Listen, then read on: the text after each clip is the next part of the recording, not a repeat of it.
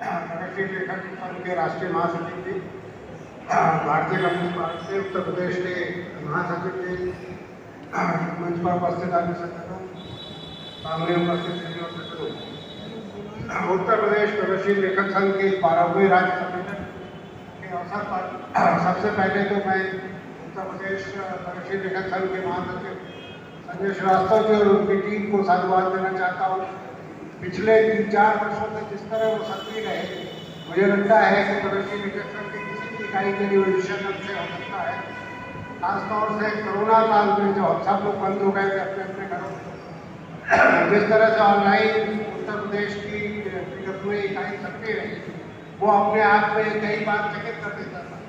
कैसे इतनी ऊर्जा, इतना उत्साह, इतने संसाधन इकट्ठे करके और देश भर के तमाम महत्वपूर्ण लोगों को जोड़ करके इस तरह कार्यक्रम कराते थे।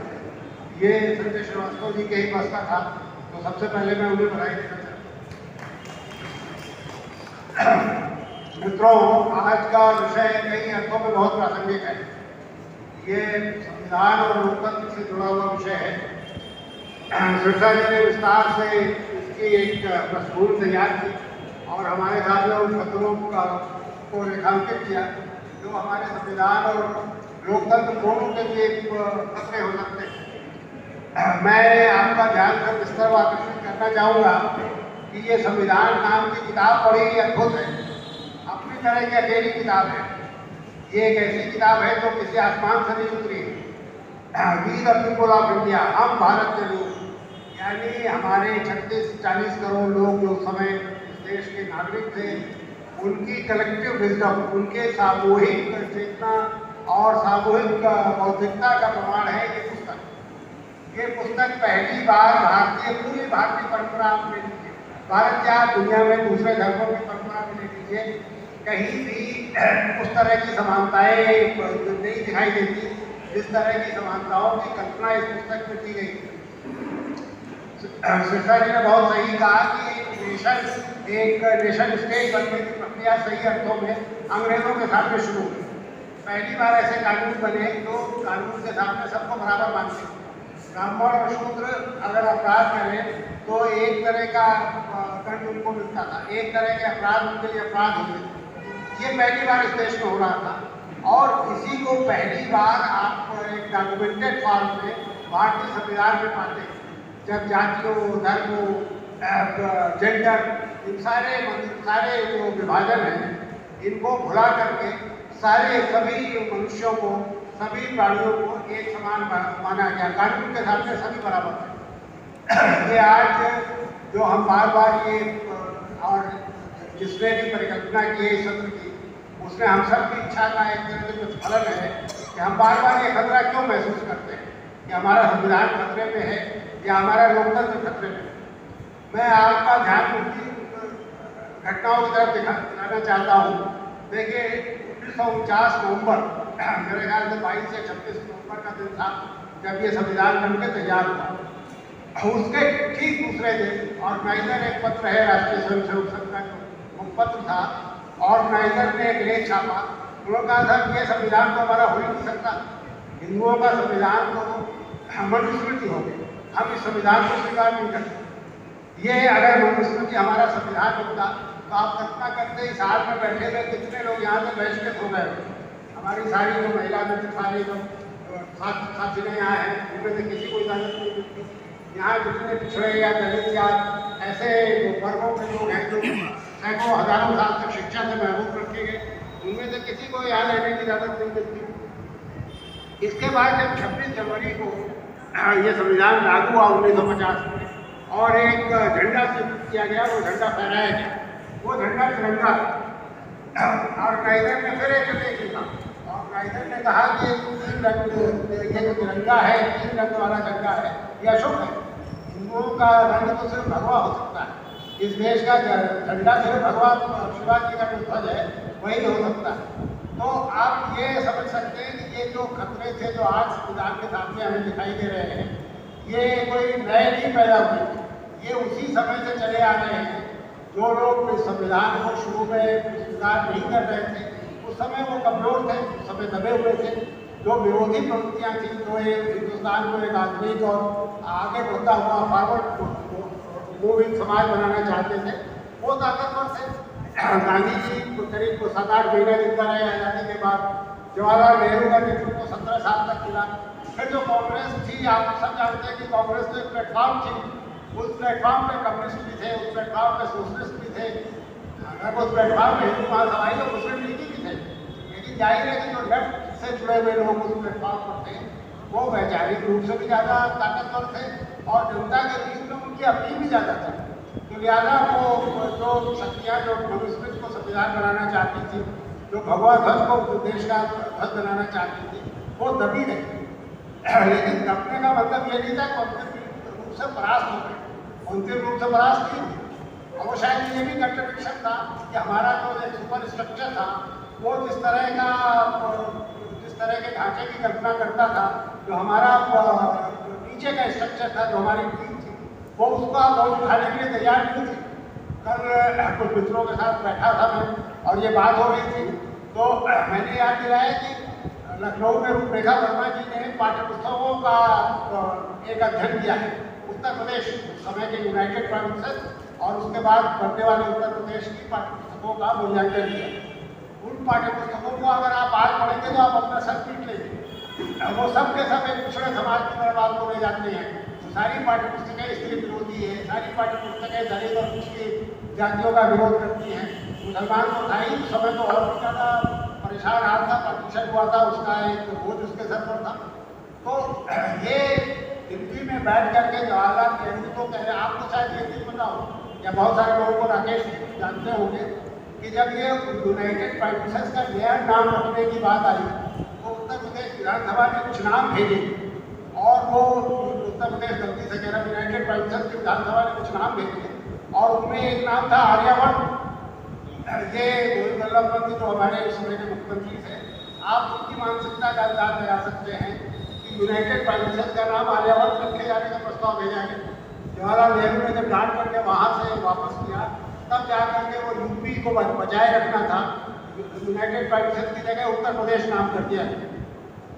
उसी समय आप देखते हैं सन 48 के आसपास अयोध्या में रामलला प्रकट हुए थे और उसमें सारा सर पटकने के बाद भी जवाहरलाल नेहरू उन मूर्तियों को वहाँ से नहीं हटवा पाए, जो एक रात अचानक वहाँ लाके रखी गई थी। और अब आप तो भव्य मंदिर वहाँ बन रहा है, वक्त तो उठाएगा। तो दिल्ली में जिस तरह से सरकार हमारी सोच रही थी या जो हमारा नेतृत्व सोच रहा था, जरूरी नहीं था कि उसका रिफ्लेक्शन पटना में और लखनऊ में भी हो, भोपाल में हो या बम्बई में हो। वहाँ जो नेतृत्व बैठा हुआ था वो अभी भी पिछड़े दिमाग वाला था और अभी भी अगर उसका बस चलता तो हिंदू राज बनाने में विश्वास रखता था।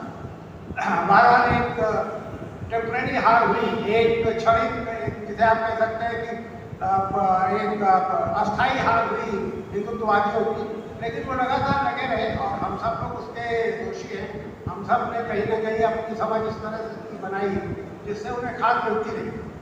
जो 80 और 90 के दशक का राम जन्मभूमि आंदोलन है, इतफाक से मैं उस आंदोलन में एक दूसरी भूमिका में उसे करीब से देखने का मुझे मौका मिल रहा था।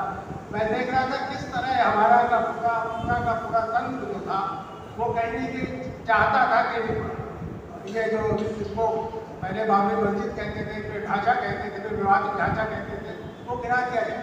आप देख रहे हैं इस समय फिर एक दूसरे विवादित कोट आप कह सकते हैं, एक भवन के लिए फिर शुरुआत हो गई और हो सकता है अगले 4-6 महीने में साल भर में उसे भी गिरा दिया जाए। जो ये शक्तियाँ थी जो संविधान को इस रूप में जो स्वीकार नहीं करना चाहती थी, वो शक्तियाँ लगातार लड़ती रही और लड़ते लड़ते अंत ये स्थिति आई कि पिछले कुछ वर्षों में दिल्ली में काबिज हो गई। लेकिन इसके बावजूद मेरे मन में अभी भी एक आशा है, और वो आशा किसकी वजह से?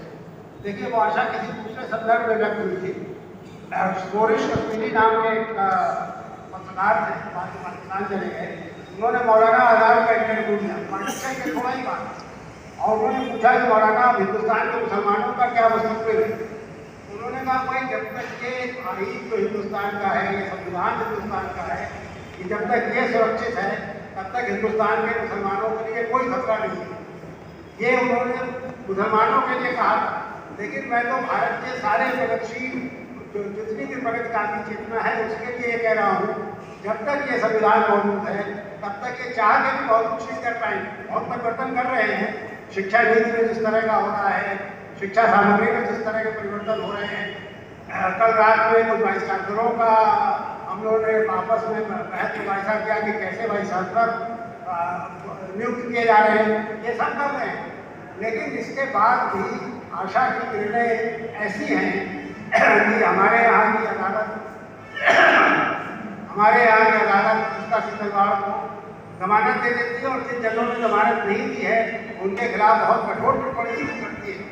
हमारे यहाँ की अदालत जो हमारे जिसे आप कह सकते हैं कि इस समय के सर्वेसर्वा और हमारे देश के सबसे ताकतवर व्यक्ति हैं, उनकी छाती पर मूंग दबती है और राहुल गांधी की सदस्यता बरकरार करने जैसी बात कर देती है।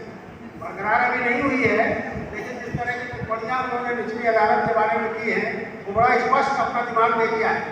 तो ये आखिर सुप्रीम कोर्ट में, जिस सुप्रीम कोर्ट ने राम जन्मभूमि मंदिर के समय एक ऐसा फैसला दिया था जिस फैसले को हम अभिशप्त हैं बदलने के लिए आने वाले सैकड़ों सालों तक, उसी सुप्रीम कोर्ट ने ये भी फैसले दिए।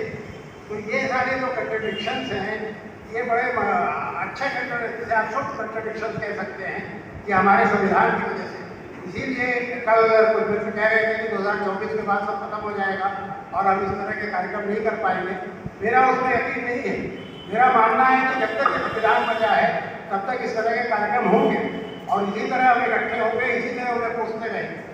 ये अलग बात है कि हम उसके बहुत कारण अभी राकेश जी ने त्रिवेदी की और झा जी की बात की है, तो जाहिर है तो हमें तलाशनी होंगे कि भाई इसका उपचार क्या है। और अभी तक हम जिन औजारों से उपचार करने की कोशिश कर रहे हैं वो औजार फूट रहे निकले, उनसे उनका मुकाबला नहीं कर पा रहे। हम जातिवादी संगठनों को उत्तर प्रदेश में, बिहार में, उनको ये बातों दे रहे हैं कि जाओ इसकी लड़ाई लो धर्मनिरपेक्षता। लेकिन जो जातिवादी है वो अंततः सांप्रदायिक होता है, वो तो ये जो आपने आइडेंटिटी की पॉलिटिक्स है वो एक तरह से उसे संकुचित करता जाता है। पहले सारे पिछड़ों की बात करता है, फिर एक खास जाति की बात करता है, फिर उस जाति में अपने परिवार की बात करता है। तो ये सांप्रदायिकता के खिलाफ नहीं कर सकते। कहीं ना कहीं हमने गलतियाँ की हैं, जिन्हें राकेश जी का इशारा हो रहा था। अब हमें बैठ सकते इंट्रोस्पेक्शन करना चाहिए और ईमानदारी के साथ आप विश्लेषण करना चाहिए कि क्यों नहीं हम इनको रोक पाए। आखिर 1947 में जब आग लगी हुई थी, आप कल्पना करिए कि जब ये मान दिया गया था कि हिंदू और मुसलमान दो अलग अलग नेशन हैं, साथ नहीं रह सकते। ये तो 1947 में इसी प्रमाइस में तो आपका विभाजन हुआ था कि हिंदू और मुसलमान साथ नहीं रह सकते। उसके बाद भी हमारे नेतृत्व ने कहा कि नहीं, हम इसे नहीं मानते, हम भारत को एक हिंदू राज्य नहीं बनाएंगे और हम एक प्रगतिशील धर्मनिरपेक्ष समाजवादी आगे बढ़ने वाला समाज बनाएंगे। उसी भारत में आज जब वो सब चीज़ें खत्म हो गई हैं, जब हम लगभग एक, जिसे आप कह रहे थे कि डगमगाते ही सही लेकिन एक स्थिर तत्वों से हम लोकतंत्र और भविष्य की तरफ बढ़ रहे थे, तभी अचानक कैसे ये हो गया कि कह रहे हैं कि नहीं, हिंदू और मुसलमान को अलग राष्ट्र के साथ रह नहीं सकते। और अगर मुसलमान हमारे साथ रहेगा तो सेकेंड रेट सिटीजन बन के रहेगा, उसको यहाँ पर आकर के द्वितीय श्रेणी का नागरिक होकर रहना पड़ेगा। ये कहने की हिम्मत कैसे पड़ी और कैसे इस वाक्य को, इस स्टेटमेंट को इतनी बड़ी स्वीकृति मिली, 300 से ज़्यादा एमपी कैसे जीती। ये राकेश जी जैसे लोगों को इस पर विचार करना चाहिए, हम सबको विचार करना चाहिए। उन्होंने अकेले थोड़ी चिंता किया है। बहरहाल ये प्रगतिशील लेखक था, उत्तर प्रदेश का जो 12वां अधिवेशन है, मैं इस बधाई के साथ इतना सुंदर आयोजन हुआ, साल भर में कितनी अच्छी गतिविधियाँ रही।